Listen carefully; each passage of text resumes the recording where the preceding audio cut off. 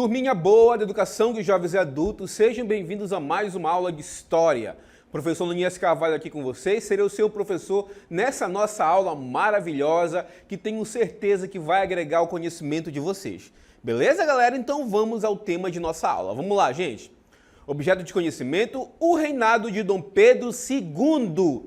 Detalhamento, imigrantes no Brasil e também a Guerra do Paraguai. A gente vai, então, mergulhar um pouquinho nos nuances do segundo reinado, gente. Já vimos o reinado de Dom Pedro I, já vimos o período regencial, então chegou a hora de mergulharmos no segundo reinado. Então, galera, sem mais conversas, vamos à nossa aula.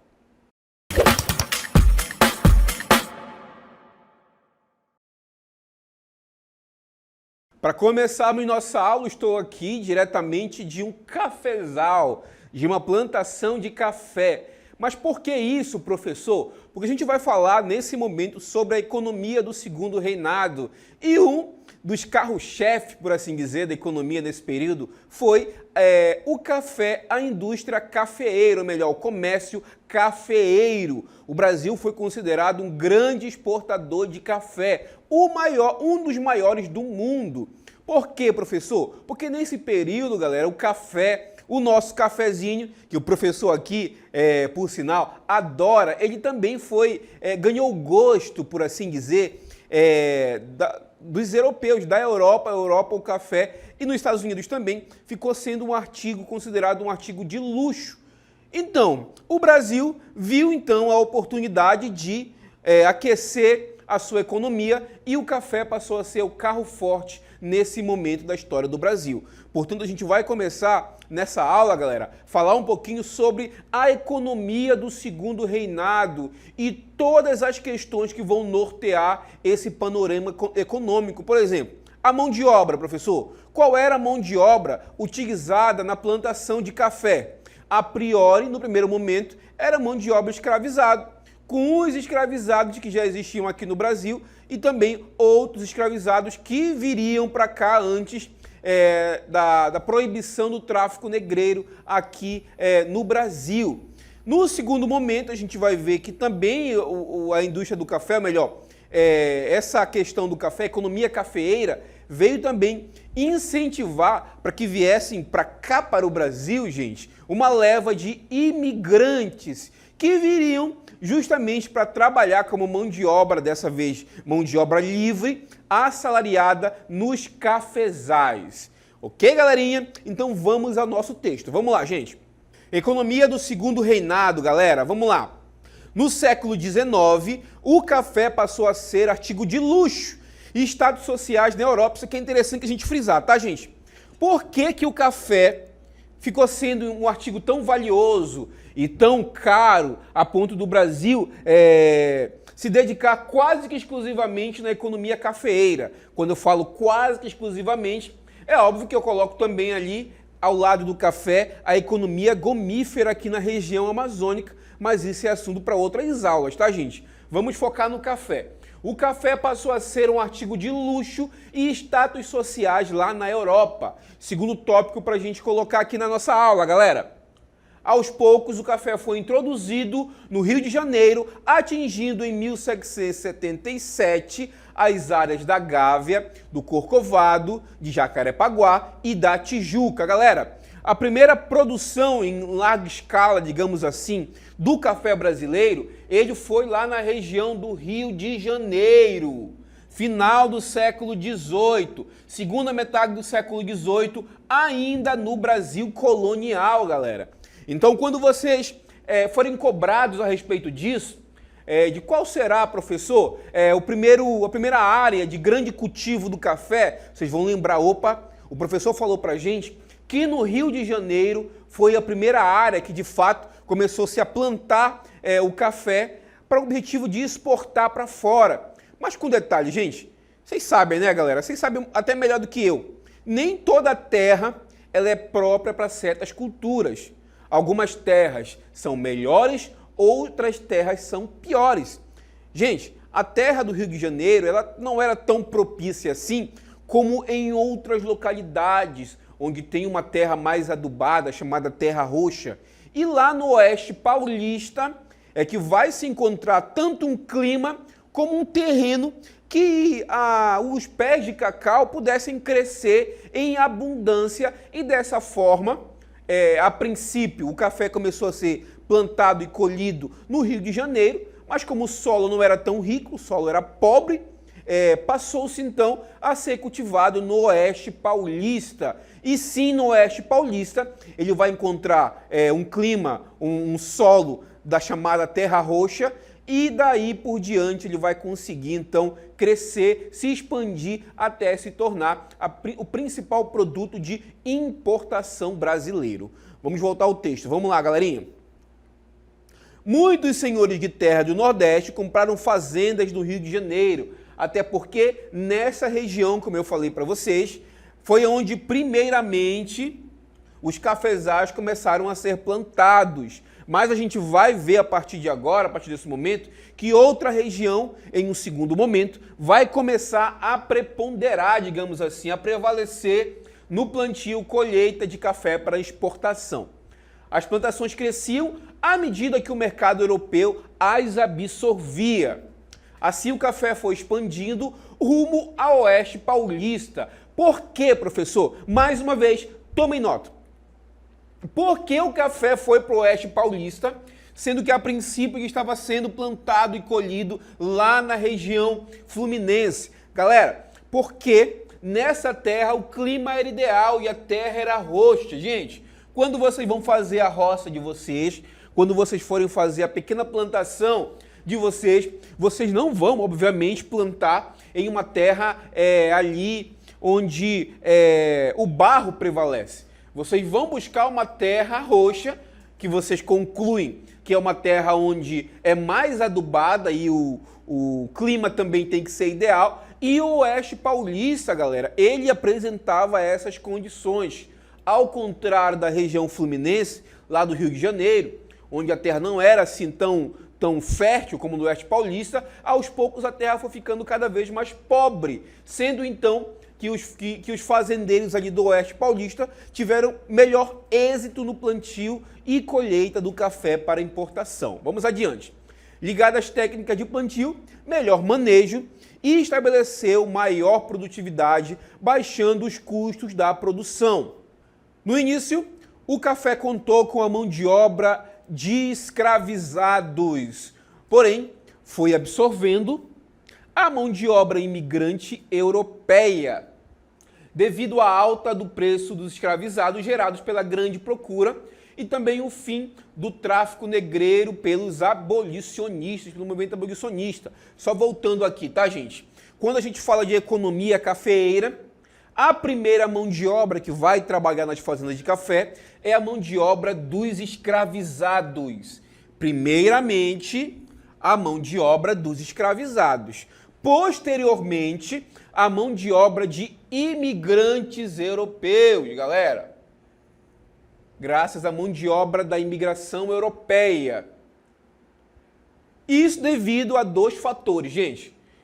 Como a mão de obra era bastante requisitada, houve então uma grande procura por escravizados, e obviamente o preço, quando você procura muito, ele vai aumentar, e também graças ao movimento abolicionista, ali com a lei Eusébio de Queiroz, que vai proibir o tráfico negreiro dentro do território brasileiro. Essa lei é importante para a gente compreender o que motivou também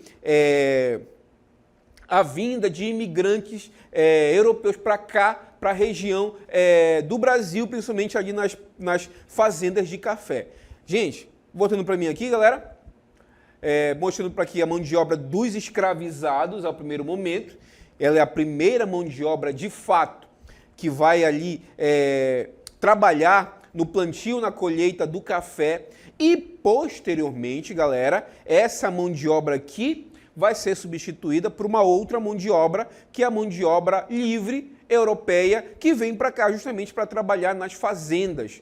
Vamos passar aqui o segundo momento aqui dos imigrantes. Só um parêntese, tá, gente?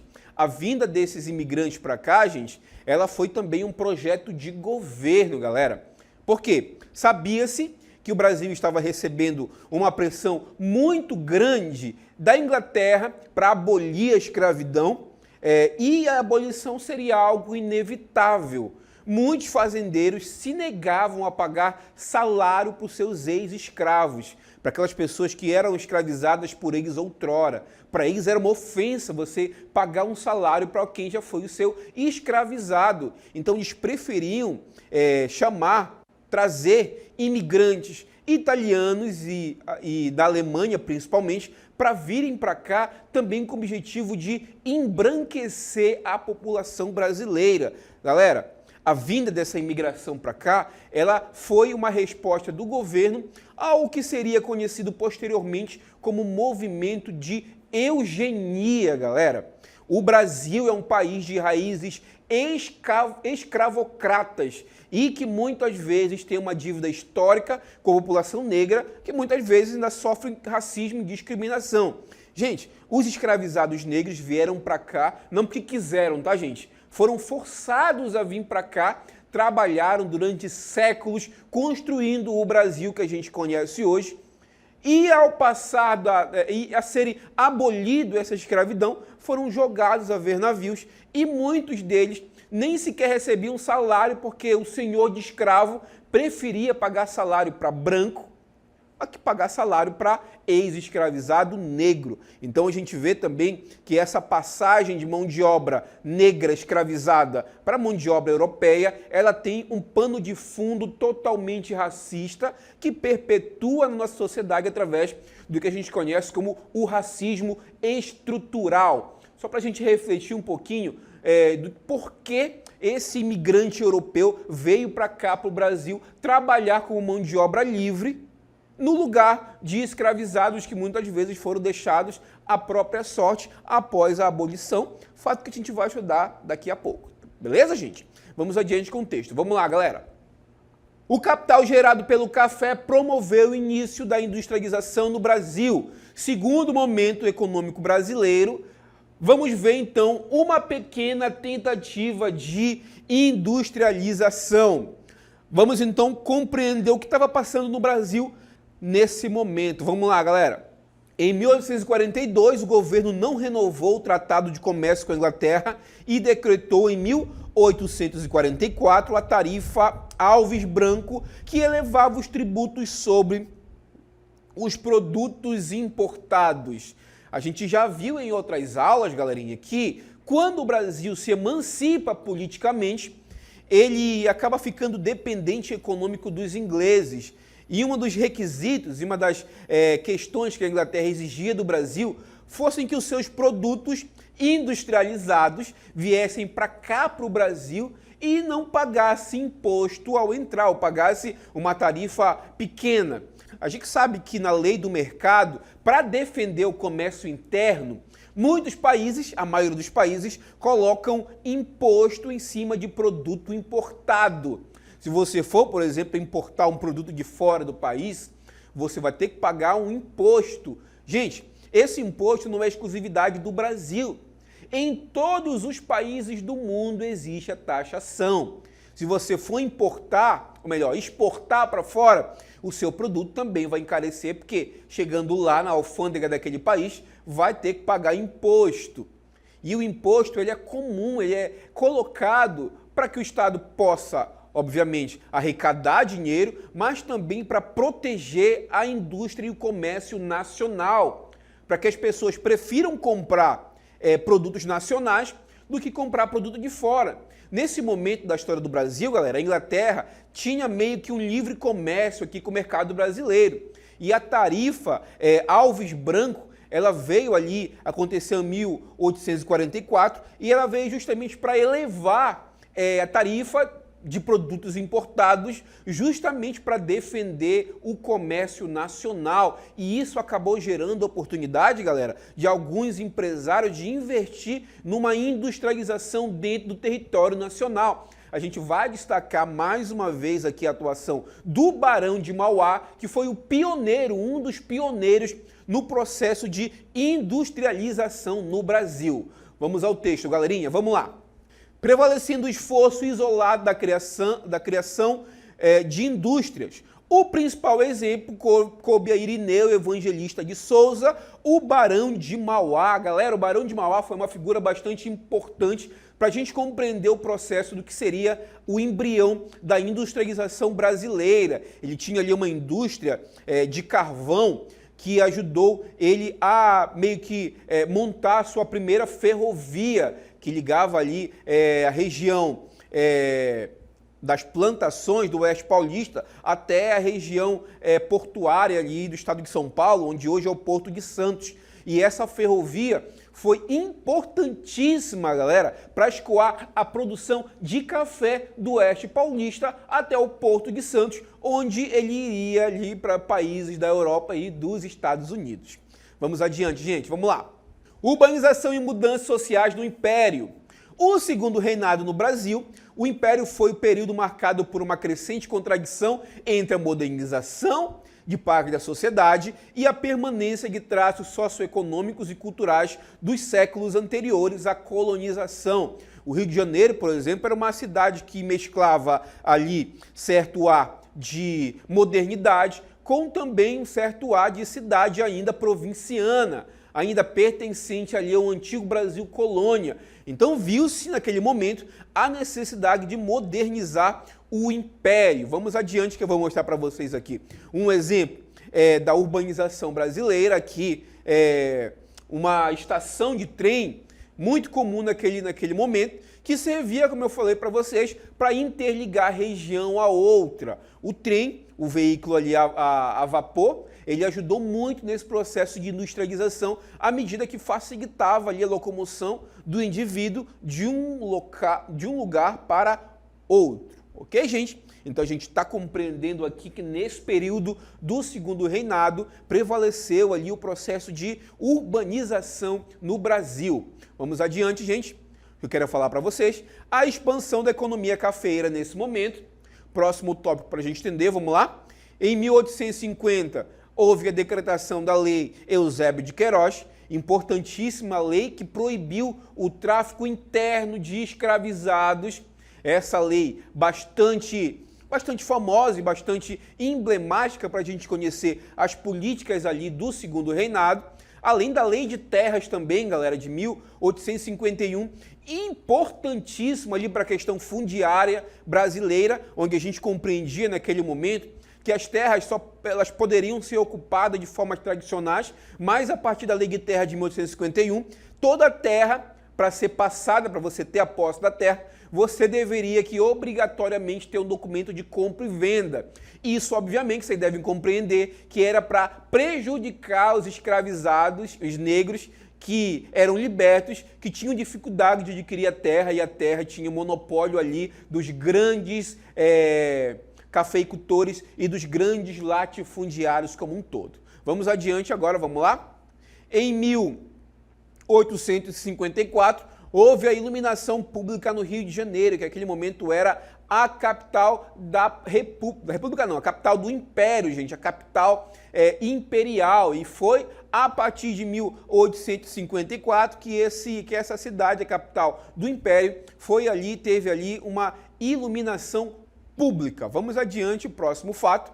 Ali em 1854, houve a primeira ferrovia Porto Mauá Serra da Estrada. Mais uma vez ali o Barão de Mauá colocando ali o seu dedo empreendedor para fazer essa ferrovia. Mas a gente sabe que até por Serra da Estrela, tá, gente? Até por algumas medidas de seus adversários políticos, o Barão de Mauá acabou indo à falência, graças ali a alguns incêndios dentro das suas fábricas. Isso gerou prejuízo, o Barão de Mauá foi à falência e muitos dos seus empreendimentos foram abandonados. Inclusive, galera, uma companhia de comércio fluvial, uma companhia fluvial de comércio ali das águas marítimas que o Barão de Mauá tinha aqui na nossa região, foi também abandonado. Muitos bairros aqui da capital amazonense que levam o nome de Mauá, porque, gente, vem ali de terras que pertenciam ao Barão de Mauá. Próximo texto, vamos lá, gente. Em 1869, também aqui um sistema de esgoto no Rio de Janeiro foi inaugurado. Vamos adiante, vamos lá.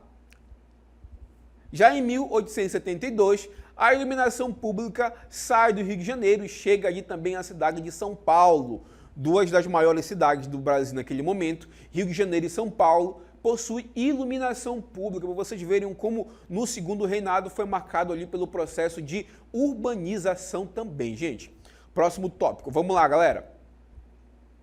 Serviço de transporte por carruagens e bondes. Naquele momento, o Rio de Janeiro principalmente, e também aqui em Manaus, se vocês tiverem aqui a chance de visitar o centro da nossa capital, vocês vão ver que em algumas partes do centro é possível ainda encontrar ferros dos antigos bondes que eram usados naquele momento para transportar passageiros de um local para o outro. Vamos adiante com o texto. Vamos lá, galerinha. Vamos então conhecer um pouquinho da chegada dos imigrantes. Vamos lá. Com a expressa proibição do tráfico negreiro, lá pela Lei Eusébio de Queiroz de 1850, os grandes cafeicultores foram tendo enormes dificuldades para adquirir mão de obra capaz de suprir sua demanda, ou seja, suprir ali a demanda das fazendas de café. Nesse momento, então, começa a ser incentivado a vinda de imigrantes, principalmente italianos, gente, para justamente suprir a ausência dessa mão de obra. E também tinha a questão racista, eugênica, da necessidade de embranquecer o país e também da resistência que muitos cafeicultores tinham de pagar um salário para os seus ex-escravizados. Vocês estão vendo só, galera, que nesse momento era necessário mão de obra para trabalhar nas fazendas de café. O escravizado negro, a mão de obra não era suprida justamente por conta ali da lei Eusébio de Queiroz e também da lei do sexagenário e outras leis abolicionistas. Foi necessário e também incentivado que viessem imigrantes italianos e da Alemanha também e de outras localidades para o Brasil para trabalhar ali nas fazendas de café. Eu trouxe para vocês aqui um documento histórico para a gente analisar esse documento, que é imigrantes que chegaram ali no Porto de Santos. Vocês estão vendo agora que a maioria deles, gente, não viviam em uma condição boa, na Itália principalmente, e viram ali a chance de sair do seu país para construir ali riqueza, melhor qualidade de vida nas terras aqui do Brasil. Gente, na nossa indústria cultural, existem muitos exemplos, inclusive próprias novelas, gente, retratam esse momento. Algumas novelas, inclusive de uma emissora muito famosa, que para você não pode citar o nome aqui, justamente retratam esse momento da vinda dos italianos para o Brasil. Só um fato interessante, que é um italiano que só é falado nessas novelas, um italiano que não existe, um italiano falado nessas novelas, ele não existe de fato, mas vocês têm um exemplo na nossa indústria cultural, na nossa cultura de massa, por assim dizer, que o exemplo da vinda de imigrantes italianos, principalmente aqui para o território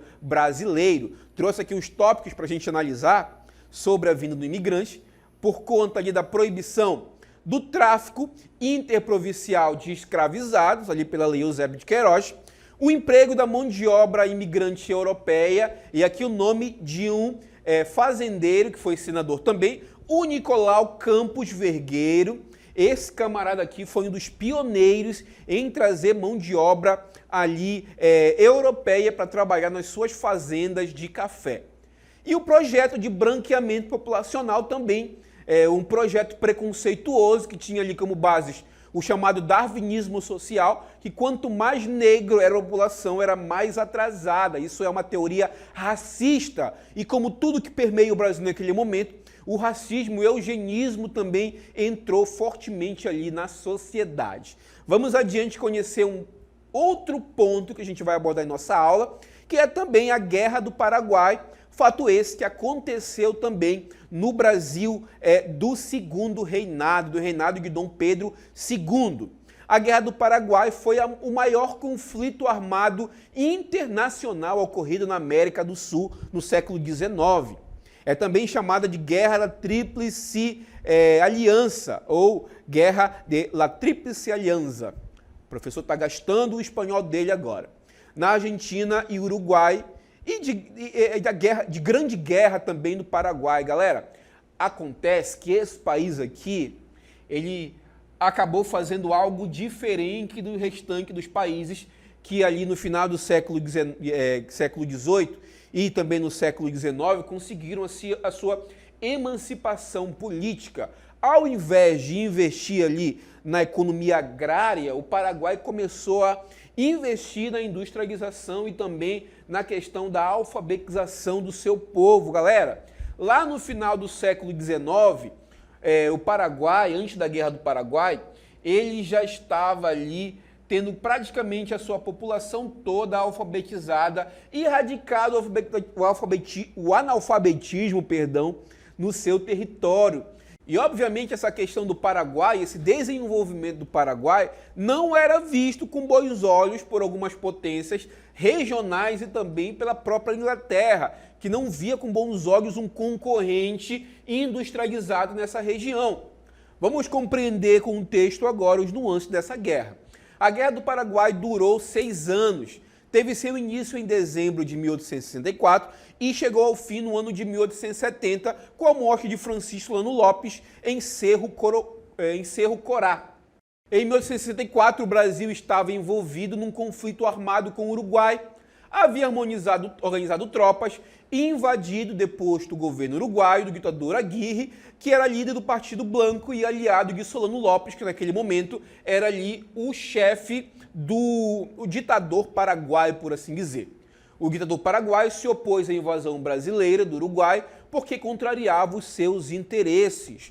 Uma guerra de interesses ali entre brasileiros uruguaios, argentinos e paraguaios levou ali, incentivado por outras questões, como o próprio desenvolvimento precoce ali do Paraguai, e estimulou um conflito armado entre essas três potências, por assim dizer, recém-criadas, esses países recém-emancipados politicamente, em relação ao Paraguai. E a guerra foi deflagrada, gente. 3 países se uniram para guerrear contra o Paraguai, que era um país territorialmente menor que os 3. Vocês podem imaginar que o Brasil naquele momento não tinha um exército próprio ainda armado, não tinha a chamada armada, que viria a ser a Marinha do Brasil, e tudo foi preciso se organizar para que o Brasil tivesse condições, inclusive, de entrar em uma guerra de longa duração. Um fato marcante, galera, que eu vou citar para vocês agora, que ocorreu na Guerra do Paraguai, foi a famosa Batalha Naval do Riachuelo. Vou trazer para vocês aqui uma imagem desse fato histórico da Batalha Naval do Riachuelo, que foi justamente a batalha que meio que inaugurou ali o que a gente vai conhecer como Armada Nacional, que viria a ser futuramente a nossa Marinha Mercante. A Batalha Naval do Riachuelo é o marco fundador ali da Armada Brasileira, da Marinha Mercante. E quais consequências, professor? A gente já viu, galera, que a Guerra do Paraguai ela trouxe um saldo trágico, principalmente para o Paraguai, que foi ali o principal envolvido nos conflitos. Grande parte dos conflitos, das batalhas, aconteciam em solo paraguaio. Em determinado momento, os paraguaios não tinham sequer soldados para mandar para o fronte de batalha. Então, em uma medida desesperada, o ditador acabou enviando crianças e mulheres para o campo de batalha e isso ocasionou um verdadeiro massacre. O Paraguai, que era uma potência em ascensão, acabou sendo, após o conflito, um país completamente arrasado pela guerra. Vamos adiante com o texto. Vamos lá, galera. Consequências. No caso da Argentina, a guerra resultou na consolidação do território argentino e na derrota definitiva dos federalistas entre os Rios e Corrientes. Apesar disso, o presidente Mitre não conseguiu eleger seu candidato nas eleições de 1868. No caso do Uruguai, o país saiu também consolidado como uma superação definitiva das disputas políticas entre brancos e colorados, uma disputa interna lá no Uruguai. No entanto, o presidente uruguaio, Venâncio Flores, foi assassinado em Montevidéu lá em 1868. Vamos adiante. Em relação ao Brasil, professor, para o Brasil, a guerra gerou forte impacto na economia, uma vez que os gastos do Brasil foram 11 vezes o orçamento anual para o país em 1864. O Paraguai foi a nação mais prejudicada com a guerra, afinal, grande parte das batalhas aconteceram em território paraguai, o que causou grande destruição material. Gente, a Guerra do Paraguai foi, sem dúvida, um fato marcante e emblemático ali do Segundo Reinado. Beleza, gente? Eu agradeço muito a atenção de vocês e a gente encerra a nossa aula por aqui.